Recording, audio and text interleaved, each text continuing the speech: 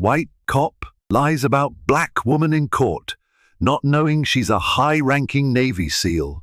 A crisp salute, an unexpected betrayal, and a courtroom packed with tense anticipation. This is the story of a decorated Navy SEAL whose courage in covert missions is rivaled only by her strength in the face of prejudice. When a routine traffic stop spirals into a false accusation, Lieutenant Commander Kiara Devine finds herself trapped by a corrupt lie spun by Officer Bradley Dixon, a policeman with a checkered past and an appetite for power. But here's the twist that stuns the entire court. Kiara isn't just any defendant. She's a high-ranking, fiercely respected Navy SEAL, and now justice is about to take a dramatic turn. The city of Winfield was neither particularly large nor especially small, but it was one of those places that prided itself on its sense of community. The people enjoyed their local diners, their monthly farmers' markets, and the wide sidewalks lined with ancient oak trees. At first glance, it was an unremarkable town with a simmering undercurrent of unspoken tension between its police force and communities of color. Whispered rumors of racial profiling and occasional complaints had created a climate of mild distrust, though most of the population did its best to ignore these undercurrents, telling themselves it was only the stuff of local gossip. Officer Bradley Dixon was born and raised in Winfield. He'd grown up in a modest household, idolizing police movies, collecting toy handcuffs, and dreaming of the day he could wear the badge. In a different era, maybe he could have become a hero, someone who protected the vulnerable and stood for justice. But life had taken him down a different path. The uniform might have been the same one he'd once admired, but the man beneath it had soured over time. Resentment, entitlement, and an inflated sense of power had wormed their way into his perspective. He was known by his peers as the officer who never missed a chance to issue a citation and never lost an argument, even if the truth had to be bent a little. Lieutenant Commander Kiara Devine, on the other hand, had never been to Winfield until recently. She was a woman of grace and quiet confidence, carrying herself with the composed poise of someone used to extraordinary demands. Her line of work wasn't just a job, it was a calling that demanded the highest levels of mental and physical strength.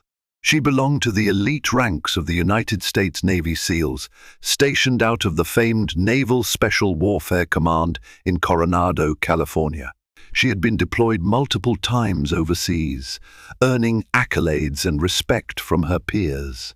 Her leadership in fraught, high-risk missions had garnered attention well beyond her immediate circle. There were rumors of her fast track to a senior leadership position, perhaps even heading specialized training programs in the near future. Her presence in Winfield was personal, not professional. She'd come to help her aging aunt, who was dealing with sudden health issues. Kiara was that rare person who would drop anything to be there for family, especially for the aunt who had raised her after her own mother passed away. And so, she took temporary leave from her duties, returning stateside to help.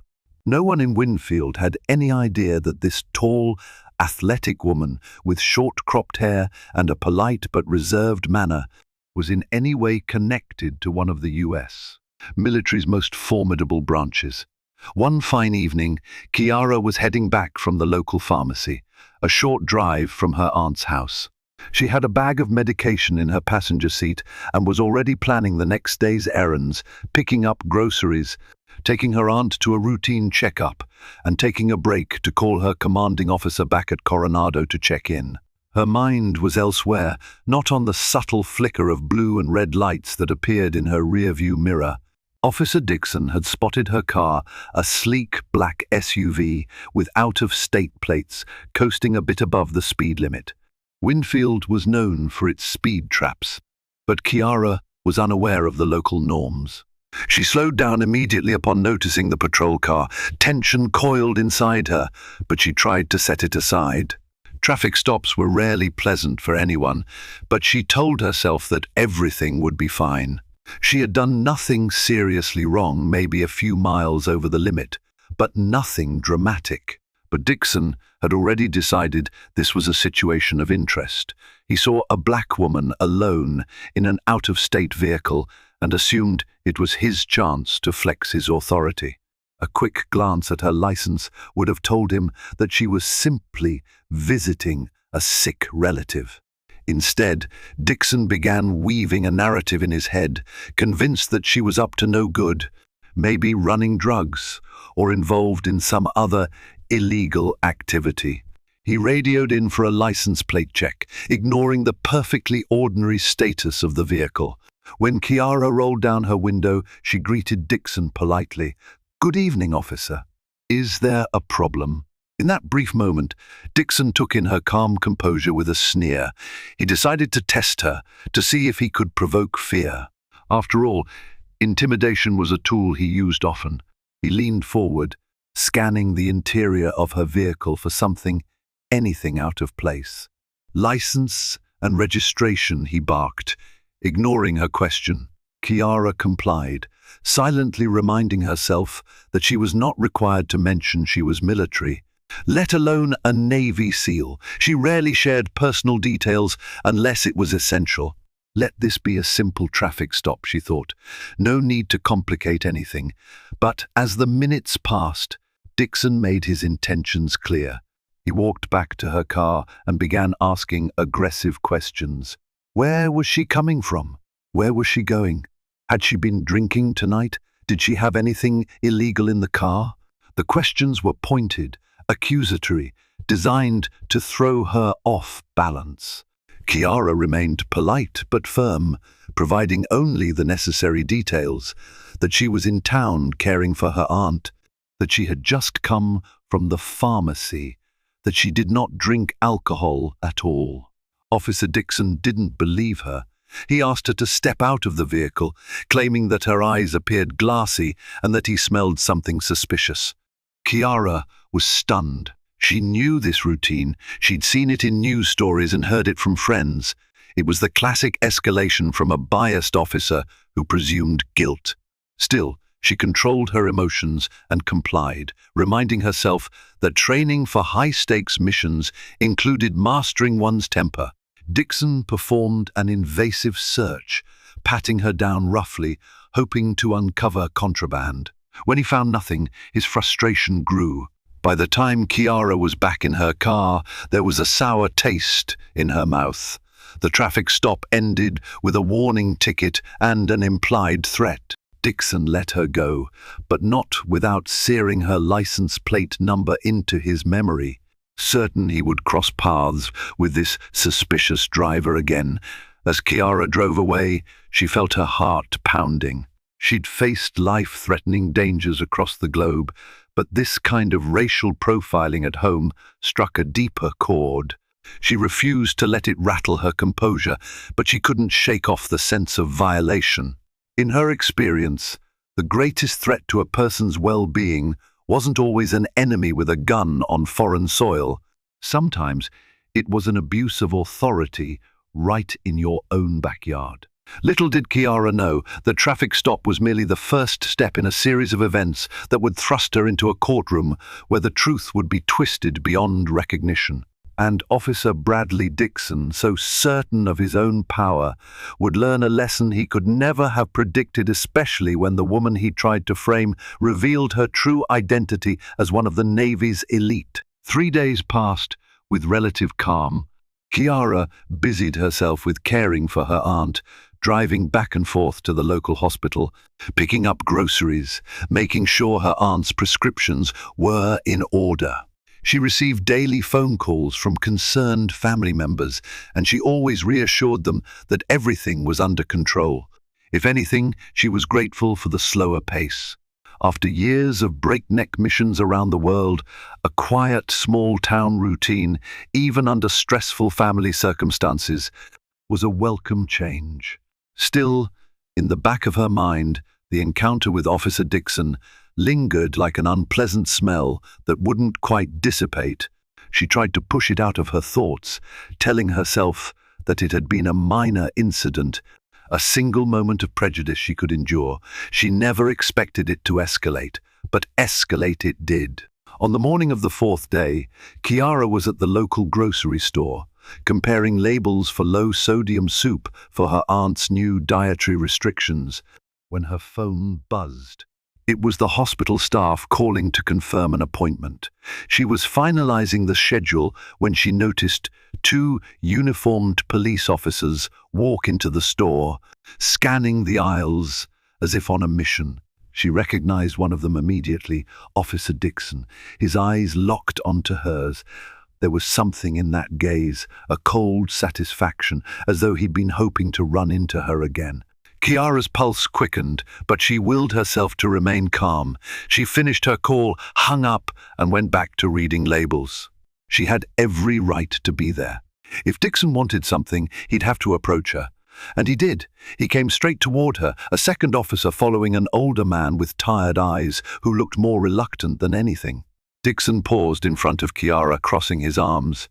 "Miss, we need to have a word with you," he said. There was no please, no courtesy. She frowned, placing the soup can in her cart. "Is there a problem, officer?" He gestured for her to step aside, ignoring the curious glances of other customers. "We have reason to believe you might be connected to a recent theft in this area.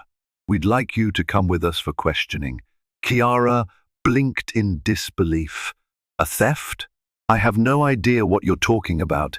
His lips curled into a near smirk. "We received a report from a local shop owner about a suspicious woman matching your description carrying stolen goods." The older officer behind him cleared his throat. "Officer Dixon," but Dixon shot him a warning glance, cutting him off. His voice bristled with intimidation. "We can do this the easy way or the hard way. I'm sure you understand." Chiara stood her ground, looking him directly in the eyes. "I haven't stolen anything, and I'd appreciate it if you provided some evidence or a formal complaint before accusing me publicly like this." Dixon's response was immediate and aggressive. "Are you resisting an investigation? Because if you're interfering with a police investigation, that's grounds for arrest." At that moment, Chiara felt a surge of anger. She remembered countless missions where she had been forced to keep her cool in far more perilous circumstances. This was no war zone, but the tension felt as suffocating as any firefight. She suppressed her anger with disciplined composure. "I'm not interfering, I'm just asserting my rights. If you truly have grounds, then I will cooperate. But you should know I am recording this interaction," she said, pulling out her phone. Dixon's face hardened. Her calm defiance, backed by a cell phone camera, was not what he expected. The older officer cleared his throat again, discomfort etched on his features. "Look, ma'am, we're just following up on a tip," he said, in a somewhat gentler tone. "If it's not you, this will be cleared up quickly.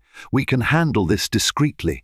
With that, Chiara decided not to escalate the confrontation inside a public store. She nodded. "Fine, but I'm finishing my grocery shopping first. My aunt needs these supplies." "You're coming with us now," Dixon snapped, reaching for her arm. She pulled away, her training allowing her to avoid his grip without seeming aggressive. "You do not have the right to manhandle me without probable cause," she said firmly. "If you want to escort me somewhere to talk, fine, but do not lay a hand on me unless you plan to arrest me." A silent storm brewed in Dixon's eyes. For a split second, he looked like he might actually arrest her on the spot, but the presence of bystanders and the older officer's hand on his shoulder restrained him. "We're waiting outside," he finally said. "Don't even think of running." Chiara watched as both officers left, feeling a cocktail of anger, frustration, and fear swirling within her. She knew she had done nothing wrong, but she also knew how easily lies could become official accounts. She finished her shopping with trembling hands, her phone still recording surreptitiously, capturing the lingering stares of curious customers. Outside, the officers didn't immediately cuff her or read her any rights. Instead, they demanded she accompany them to the station for questioning. Chiara agreed, not wanting to create more chaos in public. Yet a voice inside her screamed that something was off. This wasn't a standard procedure for a tip about shoplifting. This felt more like harassment specifically orchestrated by Dixon. At the station, she was escorted to a small interrogation room. Tension coiled around her like a snake. Dixon took the lead, flipping through a thin folder, mostly blank pages, as far as she could see, while the older officer leaned against the wall, arms folded, looking unhappy about the entire situation. "What do you know about the theft that took place at Lakeview Electronics last night?" Dixon asked, his tone dripping with condescension. Kiara felt her jaw tighten. "Nothing. I was at home with my aunt." She knew she could prove this, as she'd been at her aunt's bedside most of the night, even calling a hospital nurse around 10 p.m. to clarify medication instructions. "Oh, you were home, were you?" Dixon flipped a blank page. "Can anyone verify that?" "My aunt, the nurse we spoke to on the phone last night," she replied, struggling to keep her voice level. "I'm sure the phone records at the hospital confirm my call." "So you say?" Dixon gave her a skeptical look, then shrugged, feigning disinterest. "Well, we'll confirm your story. Until then, you're free to leave, but I'd advise you not to leave town. We might have more questions." Kiara stood up, heart pounding, but her outward expression composed. She thanked them curtly and headed for the door.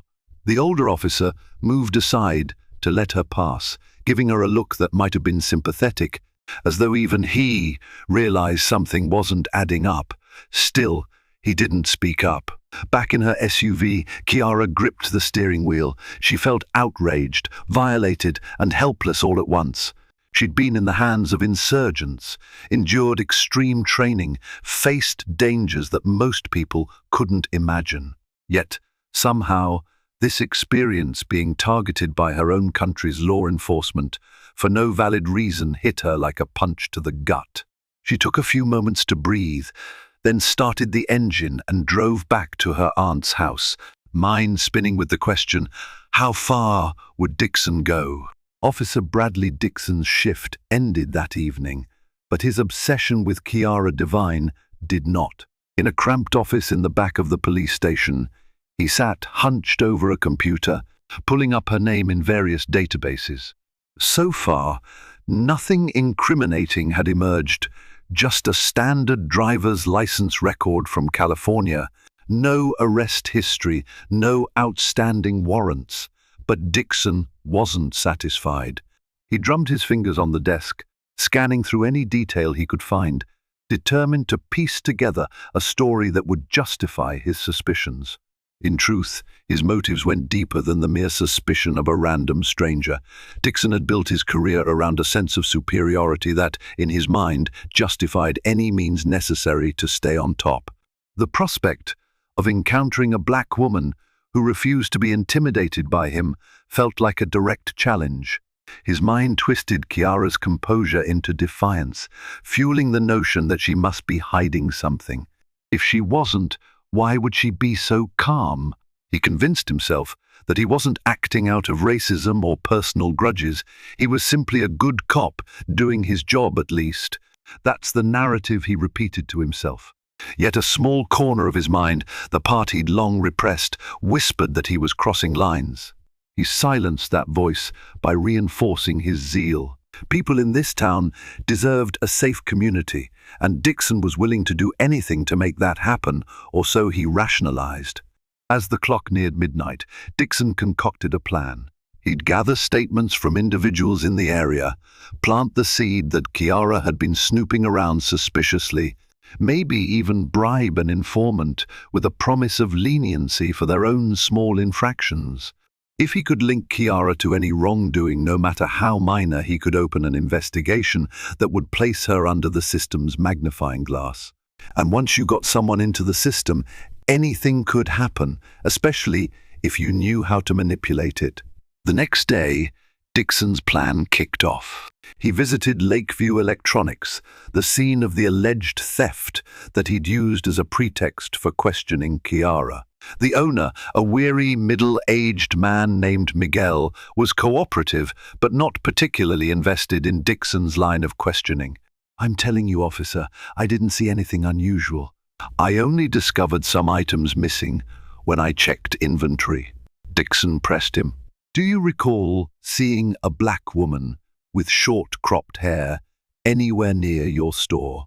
Possibly around closing time?" Miguel frowned thoughtfully. "Not that I remember.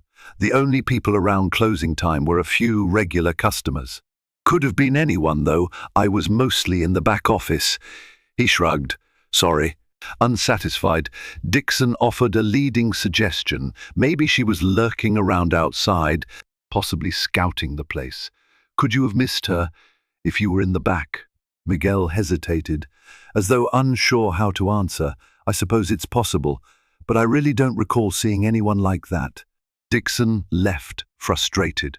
He needed a witness, any witness, to say Kiara had been there, but the truth was stubbornly refusing to bend. Over the next few days, Dixon made repeated attempts to gather statements against Kiara. He visited other nearby shops. He questioned random passers-by who lived in the area. He even tried to persuade known petty criminals to recall a woman matching Kiara's description near Lakeview Electronics that night. Each time he was met with uncertain shrugs or outright dismissals. Nobody seemed willing or able to collaborate in his fantasy. Meanwhile, Kiara went about her life in Winfield, growing ever more wary. She noticed a police cruiser driving down her aunt's street multiple times a day, catching glimpses of Dixon's face behind the wheel. She'd find him parked on the corner when she went to pick up medication or trailing behind her as she drove to the hospital. The harassment was blatant. She documented everything on her phone, taking photos and recordings, building her own arsenal of evidence in case Dixon took matters further. One evening, as Kiara prepared dinner in her aunt's small, cozy kitchen, she got a call from a restricted number. When she answered, a man's voice, low and slightly shaky, came through. "Miss Devine? My name is Officer Roger Bailey. I work with Bradley Dixon." Kiara stiffened, gripping the phone tighter. "Yes? I hope you don't mind me calling," Officer Bailey said, his voice tinged with anxiety. "But I've been seeing things that don't sit right with me. I just wanted you to know. I think Dixon is out to get you. He's been talking to people, trying to dig up anything he can pin on you. He paused, as though unsure how much to reveal. "I don't think it's right. It's not how we're supposed to do things." Kiara's heart thumped in her chest. She gazed over at her aunt, who was half asleep in the recliner. Lowering her voice, she moved into the hallway. "I appreciate your concern. If you're calling me, I assume you disagree with how he's operating." "Yeah," Bailey admitted. "He's been known to push boundaries before, but this time he's really pushing. We had a meeting earlier with the chief, and Dixon claimed you were a dangerous person of interest with a violent streak. He's trying to request surveillance or even a warrant, but the chief wants evidence, and Dixon doesn't have it." Kiara breathed in slowly, her rage carefully contained. A violent streak. The irony of that statement was almost laughable, given that her entire life had been devoted to disciplined service. "Thanks for telling me," she said at last. "Is there anything else I need to be aware of?" Bailey sighed. "Just watch your back, Ma'am. He's got friends in the department who'll vouch for him without question.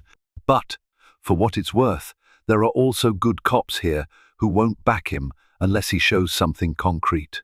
So far, he hasn't."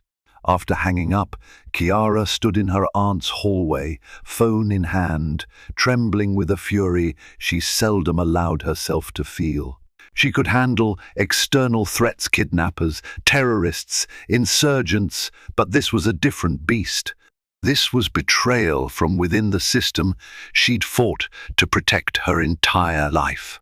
In that moment, she resolved something. If Dixon was bent on a confrontation, he would face a battle he never saw coming. She would not cower or leave town. She would fight him on her own terms, and if he dared to drag her into court, well, that was when she'd reveal exactly who she was. Still, she hoped it wouldn't come to that. For now, her priority was her aunt's health. She couldn't afford to let Dixon's harassment derail her, but her decision would soon be taken out of her hands. Just after midnight on a humid Wednesday, Kiara was jolted awake by pounding at her aunt's front door.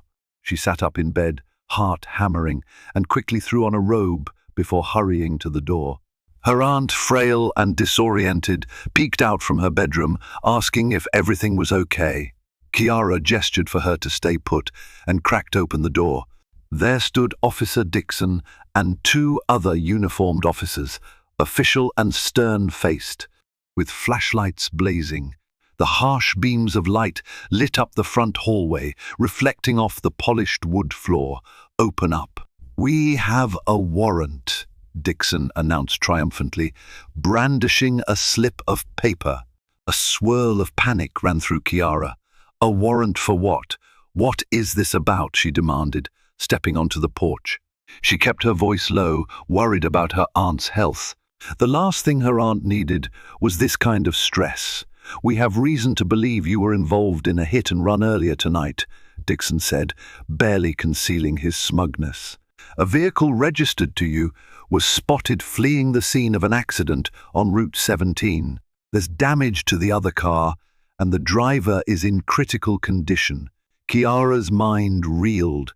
She had been home all evening, preparing a meal and comforting her aunt. Her SUV hadn't moved from the driveway since she'd returned from the hospital around 5 in the afternoon.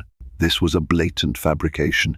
She glanced behind Dixon at her driveway and saw her SUV parked exactly where she left it. No sign of damage. "That's impossible," Kiara said, voice steady despite the storm of anger inside her. "My car hasn't moved. Maybe someone can confirm that," Dixon sneered. "But until then, we have a warrant for your arrest on suspicion of leaving the scene of an accident. Please step outside. We're searching the premises too." At that, one of the officers stepped forward. The tension was suffocating. Kiara had a million thoughts racing through her head. She should gather evidence, call a lawyer, call her commanding officer, do something. But the moment was happening too fast. She saw the second officer peer around her, noticing her aunt standing in the hallway, trembling. "Is that your mother?" the officer asked. "My aunt," Kiara replied, keeping her tone cold. "Please, don't upset her. She's ill," the second officer murmured, but Dixon pressed forward, stepping into the house with the warrant held high. "I said, we have a warrant. We're searching," Dixon repeated. He turned to Kiara. "Turn around, hands behind your back. You're under arrest." Kiara complied, feeling an unprecedented sense of disbelief. She, a Navy SEAL with impeccable service, was being handcuffed on her aunt's porch by a local cop on bogus charges. Rage threatened to overwhelm her, but she summoned her training, forcibly calming herself. She had to think strategically, logically. Dixon recited the Miranda rights in a perfunctory manner, clearly relishing the moment. The metal cuffs bit into Kiara's wrists, and she inhaled slowly, forcing herself not to resist. Behind her, she heard her aunt's stifled cry.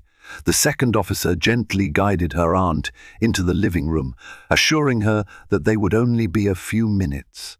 In that swirling chaos, Kiara's cell phone, left on a side table, began ringing.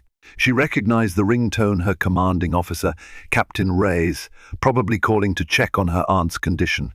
She mentally cursed that she couldn't answer, but she had no choice now. Dixon led her out to the squad car under the blanket of night, ignoring the neighbors who peeked from behind half-drawn curtains. It was a small town. This would be the talk of the neighborhood by morning. Kiara was placed in the back seat, the cage separating her from the front. She closed her eyes, trying to center herself. She needed a plan. At the station, she was processed like any other suspect, photographed, fingerprinted, and locked in a holding cell. She didn't resist. knowing that any action might give Dixon an excuse to claim she was dangerous. The next step was to call a lawyer or someone with influence.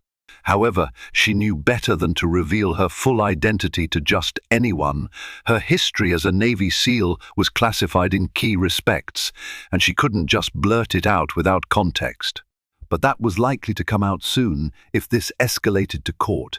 Sometime after dawn, a tired-looking public defender introduced herself as Laura Hawthorne. She approached the holding cell, calling Kiara's name. "I've been assigned to your case," she said, stepping forward with a folder in hand. Her expression was puzzled, as if something in her notes didn't line up with the person she saw in front of her. "They're charging you with a felony hit and run. Are you aware of that?" "Yes," Kiara said, keeping her tone measured. "It's false. My car was in my driveway all night." "There has to be some mistake or fabrication," Laura nodded. "I asked if they had any proof like eyewitnesses, camera footage, or damage on your vehicle." Dixon claims a witness saw a black SUV fleeing the scene. He also claims an anonymous tip said they recognized the driver as you. Kiara grit her teeth. "Anonymous tip, right. What about actual evidence?" Laura sighed. "They haven't shown me anything yet, which is unusual, but the charges are official, so we'll have to wait for the preliminary hearing to see what they've got. In the meantime, can you give me any statements or alibis?" Kiara recounted her evening, including her aunt's condition, phone records, and the neighbors who might have seen her car parked all night. Laura scribbled notes quickly, occasionally looking up at Kiara as though verifying whether she was telling the truth.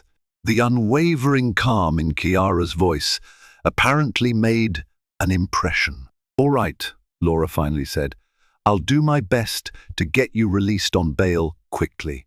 You don't seem like a flight risk, and there's no prior record."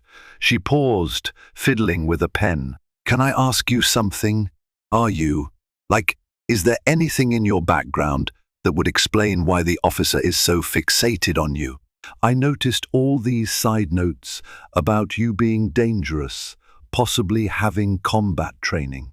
"That's highly specific," Kiara hesitated. She had never hidden her status, but she was also selective about who she told and when. After a moment, she made a decision. "Yes, I have a military background, but it's not relevant to these charges. If need be, I will prove it in court." Laura gave a half nod. "Well, okay, let's keep that in our back pocket for now. It might become very relevant if we suspect a personal vendetta." As Laura left, Kiara leaned against the cold cinder block wall of the holding cell. She pictured Officer Dixon likely reveling in this victory, conjuring up more lies. Let him enjoy it, she thought, her jaw set. He had no idea the kind of storm he was about to unleash. If he wanted a showdown, he would get one, and it would take place under oath where. Kiara had every intention of dismantling his false narrative and exposing him for the liar he was. Bail was granted an amount higher than usual for a supposed hit and run, but at least Kiara was released. She returned to her aunt's house under the conditions that she remain in town and check in with her lawyer regularly. Her aunt clung to her, relieved to have her home, but the emotional toll was obvious. Kiara made sure her aunt was comfortable before retreating to her bedroom to make an urgent call to her commanding officer. Captain Reyes listened in silence as Kiara explained the situation in coded terms. She didn't want to reveal too much detail over an unsecured line, but she made it clear that she was facing serious legal trouble over false charges. Captain Reyes assured her that the Navy had resources to assist, especially for one of their own with Kiara's impeccable record. But she also told Kiara that the chain of command would need official documentation before intervening. For now, Kiara was to proceed with her lawyer's advice.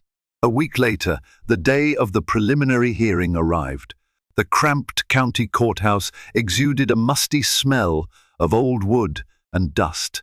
Kiara stood by Laura Hawthorne's side, wearing a crisp white blouse and dark slacks, her posture a testament to her military bearing.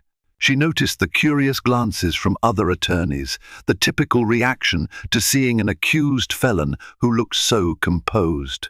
Officer Dixon was present, of course, in uniform, flanked by the city's prosecutor, a tall, sharp-featured woman named Andrea Colton. Colton appeared confident, but Chiara suspected that the evidence she'd present was flimsy at best. On Chiara's side, Laura clutched a neat file of documents aimed at proving Chiara's innocence. When the judge, a balding man named Judge Samuel Harding, entered and called the session to order, the tension crackled. Colton began by laying out the basics of the charge. Chiara was allegedly involved in a hit and run on Route 17 at approximately 9:45 p.m. On the night in question, a witness purportedly saw Chiara's SUV speed away from the scene, and an anonymous tip identified her as the driver. Chiara listened calmly, though inside she marveled at how easy it was to fabricate a story when the officer was determined. Laura responded by pointing out there was no physical evidence linking Chiara to the scene, no damage on her vehicle, no paint transfers, no license plate read by cameras, nothing. She insisted that the entire case hinged on the word of a single, unidentified witness and an anonymous tip, which was insufficient grounds for a felony charge. The judge tapped his pen on the bench, giving Colton a mild frown. "Is that correct, Miss Colton?" "You have no physical evidence?" Colton cleared her throat. "Not at this time, Your Honor. The investigation is ongoing. We do have an officer's sworn statement indicating that Miss Devine has a known history of combative behavior, which may point to her mindset at the time." At that, Chiara's stomach twisted. A history of combative behavior. If they were referencing her Navy SEAL background out of context, it could be misrepresented as aggression. But that was not public knowledge. She hadn't revealed it yet. So how did they claim to know? Laura's face reflected confusion. She turned to Chiara, but Chiara simply shook her head. She had no record of violence or complaints. This was entirely new. The judge frowned again. "Officer Dixon, please approach and clarify your statement regarding Miss Devine's alleged combative history." Dixon strode forward. "Yes, Your Honor, I've encountered Miss Devine previously. She was belligerent and uncooperative during a traffic stop, resisting lawful instructions. She has a certain military-style training background that makes her a potential threat." Chiara's eyes narrowed. So he was weaving half-truths, implying she had military-style training, spinning it as if it was something sinister. But he had no idea of her actual rank or service record. He was just using fragments of rumor or gleaned insight to paint her as dangerous. Judge Harding sighed. "I'm going to need something more concrete here. At this point, I'm inclined to see this as a weak case. However, since charges have been filed, we will proceed to the next stage. Miss Devine, you will be required to appear for a formal hearing in 2 weeks. The prosecution will need to present more substantial evidence by then, or I'll dismiss the case." Chiara exhaled a silent breath of relief. The judge was skeptical of Dixon's claims. This was a good sign. Yet, it also meant 2 more weeks of living under this cloud, and who knew what else Dixon might manufacture. As the session concluded, Chiara gathered her things. Laura gave a small smile. "That went better than expected," she whispered. "The judge is on to their lack of evidence. 2 weeks might be all we need." Chiara nodded. Her eyes flicked to Dixon, who glared at her with undisguised contempt. She wondered how many more lies he might tell if cornered. She also noticed the prosecutor, Andrea Colton, flipping through documents, her brow furrowed. Perhaps even she realized this case was built on shaky ground. On her way out, a man in a civilian suit approached, tapping Chiara lightly on the shoulder. He extended a hand. "Lieutenant Commander Devine." She froze. That rank, only a few people knew it. "Yes," she replied warily, glancing at Laura, who looked just as surprised. He lowered his voice. I'm Special Counsel from the Naval Special Warfare Command, assigned to monitor this situation. Name's Timothy Hunt. He showed her a discreet badge, not quite official like NCIS, but certainly government-issued. We've been in contact with your commanding officer. The Navy is aware. We're prepared to provide documentation verifying your status and character references, but we'll do it in a way that doesn't compromise your personal security. Just say the word. Kiara's shoulders relaxed a fraction. I appreciate that. Let's keep it low-key for now. If they push, we'll push back. Timothy nodded. Understood. We'll be in the gallery behind the scenes. Kiara thanked him quietly. For all the stress, she felt a surge of resolve. She wasn't alone in this. The system might be flawed, but there were still pockets of integrity in her lawyer, in certain corners of the Navy, and possibly even in the police department itself.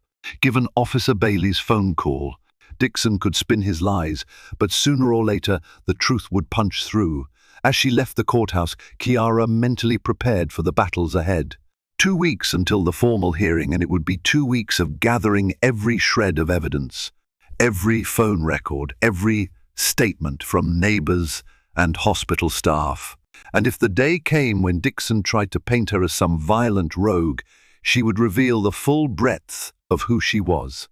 Let him stand in that courtroom and try to outlie the truth of a decorated Navy SEALs service record. The days leading up to the formal hearing were a frenzy of preparation. Kiara and Laura worked side by side in Laura's cramped downtown office, poring over documents and contacting potential witnesses. They compiled phone records proving Kiara was at her aunt's house the night of the alleged hit and run. Neighbors confirmed seeing Kiara's SUV parked in the driveway all evening. A local nurse at the hospital remembered speaking with Kiara on the phone around 9 p.m., further cementing her alibi. Laura typed a mile a minute, building an airtight defense. We'll list all these as exhibits. Once the judge sees the complete picture, I don't see how the prosecution can proceed. Kiara nodded, but a nagging worry gnawed at her. Dixon will try something else. He won't back down easily. Laura grimaced. I know, but facts are facts. He can't fabricate a hit and run victim and tamper with physical evidence forever. At some point, that car must exist. If they ever produce it, we'll get it inspected. We'll track down the real driver. It's only a matter of time.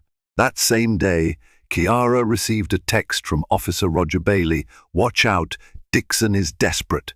He's planning something with the local prosecutor. He might bring in old confessions from other suspects or try to find a random eyewitness willing to lie. Kiara clenched her phone, grateful for the warning but troubled by the extent of Dixon's manipulation. Despite the turmoil, Kiara kept her aunt's care as a top priority. She accompanied her aunt to medical appointments, took care of the house, and maintained phone contact with the Navy. She was touched when a few of her fellow SEALs sent messages of encouragement. The secrecy of her service made it impossible for them to fully rally to her side publicly, but she felt their quiet support. As the hearing date loomed, Kiara decided to provide some of her military records to Laura, just enough to demonstrate that she had an impeccable background, was a decorated officer, and had never once been under suspicion of any wrongdoing. They left out mission details and classified information, of course, but the official commendations alone painted a powerful picture of her character. That's incredible, Laura breathed, reading the records. You have multiple citations for valor. You've served in some of the most dangerous hotspots in the world. And you're telling me they think you'd run from a car accident. This will destroy their credibility in court. Dixon doesn't know who I am, Kiara said quietly.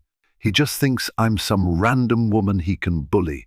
Laura's eyes hardened. He's going to regret underestimating you. But tension simmered. On the eve of the hearing, Kiara got another message from Officer Bailey. He's found someone to testify that you threatened them. I don't know who. Be prepared. Kiara's stomach churned. She forwarded the warning to Laura, who responded with a short text. We'll be ready. The courthouse was more crowded than before. Word had spread that a bizarre case involving a local police officer's allegations was coming to a head. Reporters from the small-town newspaper hovered near the entrance, scribbling notes.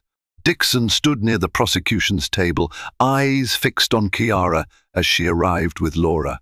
On Kiara's side, Timothy Hunt, the Navy liaison, sat in the gallery, flanked by two other men in suits who exuded a certain official gravitas. When court was called to order, Andrea Colton presented her case again, but this time she had a so-called eyewitness, a young man wearing baggy clothes and avoiding eye contact. He mumbled that he'd seen Kiara behind the wheel of a black SUV on Route 17 the night of the accident. Under cross-examination, Laura systematically dismantled his testimony. He couldn't recall the license plate. He changed his story about the time multiple times, and he admitted to having been arrested for petty theft in the past month. Worse, he let slip that Officer Dixon had visited him in jail. Next, the prosecution tried to introduce a statement from a confidential informant claiming Kiara had threatened them, but the judge refused to allow it without the informant being present to testify. The entire prosecution case was unraveling at high speed. Laura then took the floor, presenting evidence piece by piece. Phone records, neighbor statements, the nurse's phone log. Each item contradicted the idea that Kiara was anywhere near the accident scene. A hush fell over the courtroom as Laura presented notarized statements from multiple neighbors who'd seen Kiara's car parked from early evening until morning. Kiara herself watched Dixon's face grow redder by the second. Finally, as the coup de grace, Laura held up Kiara's partial military record. Your Honor, my client is Lieutenant Commander Kiara Devine, a decorated officer in the United States Navy SEALs. She has served her country in classified missions overseas, received multiple commendations, and has no history whatsoever of criminal behavior. The idea that she would commit a felony hit and run with no physical evidence defies logic. A collective hush spread across the room.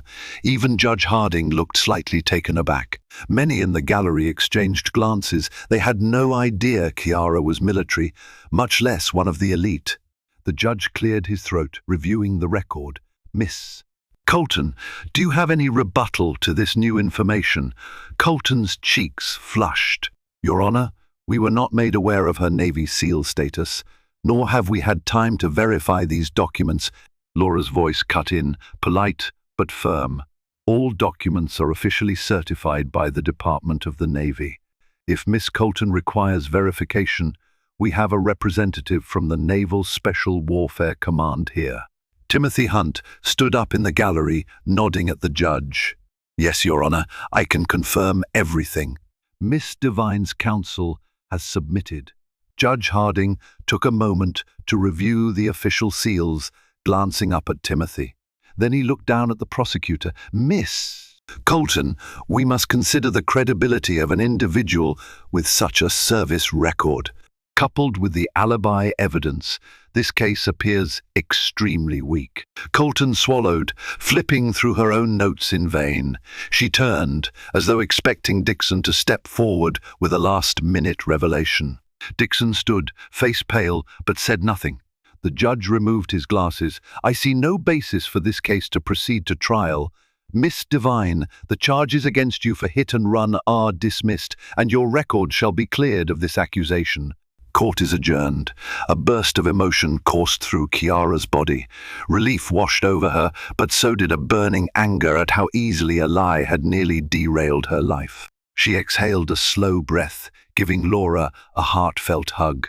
Timothy Hunt and the Navy reps offered discreet nods of congratulation. Across the aisle, Dixon looked ready to explode. He abruptly turned and stormed out of the courtroom, ignoring reporters' questions. He vanished into the hallway before Chiara could confront him. Within minutes, Chiara was surrounded by well-wishers, her neighbors, her aunt's friends, and a handful of curious spectators who simply wanted to shake the hand of a real-life Navy SEAL. Chiara managed polite smiles, but her mind was already spinning to the next step. The false charge might be dismissed, but Dixon remained a sworn officer with the power to harass or threaten her again. She had no doubt he was already plotting his next move.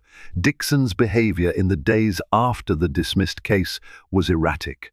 He called for internal meetings at the station, demanding that new investigations be launched against Chiara. He ranted about special treatment and implied that Chiara was dangerous. His colleagues, tired of his vendetta, mostly ignored him or tried to placate him. Officer Roger Bailey discreetly relayed updates to Chiara, warning her that Dixon might attempt a desperate measure. Meanwhile, Chiara filed an official complaint with the local police department, detailing Dixon's harassment, false arrest, and abuse of power. She attached evidence, including the recordings from her phone, statements from her neighbors, and a letter from the Navy verifying her character and record. The local chief of police, a middle-aged woman named Chief Tanner, initiated an internal review. She'd always suspected Dixon's zeal crossed the line, but she'd never had such a comprehensive complaint before. At the same time, Chiara's lawyer, Laura, advised her to file a civil lawsuit against Dixon and the department for false arrest and emotional distress. Chiara wrestled with the decision. Lawsuits were messy, expensive, and time-consuming. But then she thought about her aunt, still trembling from the memory of police barging into their home in the dead of night. She thought about how close she came to seeing her reputation and freedom ruined. The principle was too important to ignore, so Chiara filed the suit. It was not just about personal vindication, it was a stand against the kind of systemic abuse of power that had targeted her. The local media latched onto the story. Decorated Navy SEAL sues police for wrongful arrest. The headlines stirred a public debate about police accountability. Some sided with Dixon, claiming Chiara was playing the race card and using her military clout. But many were outraged that a local cop could so blatantly harass and lie about an innocent citizen, especially one who had served the nation at the highest level. As the civil suit moved forward, Chief Tanner's internal review uncovered more skeletons in Dixon's closet. A pattern of complaints from other residents, mostly people of color, began to emerge. Minor traffic stops escalated into aggressive searches. Small civil infractions turned into bigger charges, with suspicious statements from Dixon. Internal affairs found that Dixon had even been reprimanded for filing misleading reports years ago, though it had never led to a termination. Now, with Chiara's high-profile case shining a spotlight on him, the department could no longer ignore the mounting evidence. News reached Chiara that Dixon had been placed on administrative leave pending investigation. She exhaled a tense breath. Finally, something was happening. But she also knew that administrative leave was not the same as justice. She braced herself for the next chapter. A hearing date for the civil lawsuit was set, but prior to that, Dixon was summoned to a deposition, required to testify under oath about his actions. Chiara attended the deposition along with Laura, seated across a polished conference table from Dixon and his own lawyer, an older man who looked perpetually annoyed at his client's impulsiveness. Dixon's lawyer tried to paint Chiara as combative, insinuating that her military mindset might have led her to be aggressive during the traffic stop. In response, Laura calmly played a series of audio and video clips from Chiara's phone. The recordings showed Dixon's hostility and Chiara's composed cooperation. Dixon visibly squirmed as the recordings played. He tried to object, claiming they were recorded without his knowledge, but Laura cited state laws allowing recording of public officials in the course of their duties. The lawyer's face fell. Next, Laura produced official statements from multiple witnesses who confirmed Chiara's version of events. Finally, she showcased Chiara's phone records from the evening of the supposed hit and run, which placed her at home. Each piece of evidence chipped away at Dixon's facade until he was left with no rational defense except to lie outright. And lie he did, but this time lying had immediate consequences. The court reporter noted Dixon's inconsistent statements. Laura grilled him on each discrepancy, citing earlier police reports that contradicted his current testimony. With each cornered lie, Dixon's face grew more flushed, his voice more strained. His own lawyer looked ready to collapse. When the deposition ended, Dixon was a wreck. He stormed out without making eye contact, mumbling about biased courts and setups. Chiara watched him leave with a cool gaze, feeling a pang of pity. She'd seen men unravel in the face of failure before, but rarely on home soil. This was a different battlefield, one of facts, law, and moral principles, and Dixon was out of his depth. A month later, the Internal Affairs investigation concluded, recommending that Dixon be terminated for misconduct. Chief Tanner, though wary of controversy, acted decisively. She informed Dixon that he was fired, effective immediately, and that the district attorney's office would be reviewing his actions for potential criminal charges of perjury and falsifying evidence. The news spread like wildfire. Public opinion, which had been split, now leaned heavily against Dixon. In a last-ditch effort, Dixon attempted to claim he was being scapegoated by the department. He gave a brief interview to a local news channel, describing Chiara as intimidating and secretive, repeating claims that she had special training that made him fear for his safety. But by then, too many facts had surfaced that revealed Dixon's pattern of dishonesty. His words rang hollow, and the news station cut the interview short. Chiara, meanwhile, pressed forward with her civil lawsuit. The department, desperate to avoid a costly trial and bad publicity, agreed to settle, awarding Chiara a substantial sum. The settlement included an official apology from the city and a public statement affirming Chiara's innocence. Although money could never fully right the wrongs she'd endured, the settlement served as a powerful signal that Dixon's abuse of power would not be tolerated. When the checks were signed and the settlement formalized, Chiara felt a rush of relief. She thought of her aunt, who could now receive better, long-term care with the settlement money. She thought of the countless people who, unlike her, might not have had the resources, training, or support to fight back against an unjust system. She resolved to donate a portion of the settlement to organizations that helped victims of wrongful police conduct, hoping to spark change on a broader scale. Dixon's final comeuppance arrived a few weeks later when the district attorney announced that perjury charges would be filed against him. Ironically, the lie that sealed his fate was a small detail in his sworn statements about Chiara's traffic stop, a detail that contradicted body camera footage from his partner's device. Sometimes it's the little lies that unravel everything. Chiara received the news at her aunt's bedside in the hospital. She stared out the window at the bright morning sun, feeling a strange mix of satisfaction and sadness.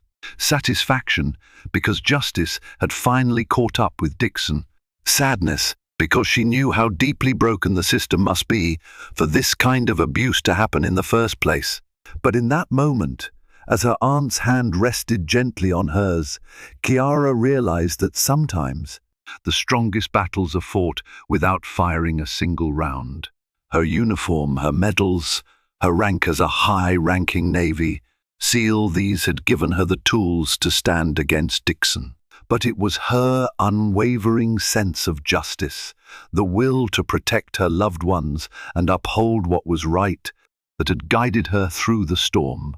Winfield returned to its sleepy normality over time, but the imprint of Kiara's case lingered. The police department underwent an audit, unveiling deeper issues of bias that the town council finally addressed. New training programs were introduced, and officers like Roger Bailey were given more support and promotion opportunities. A shift in culture began slowly, imperfectly, but tangibly.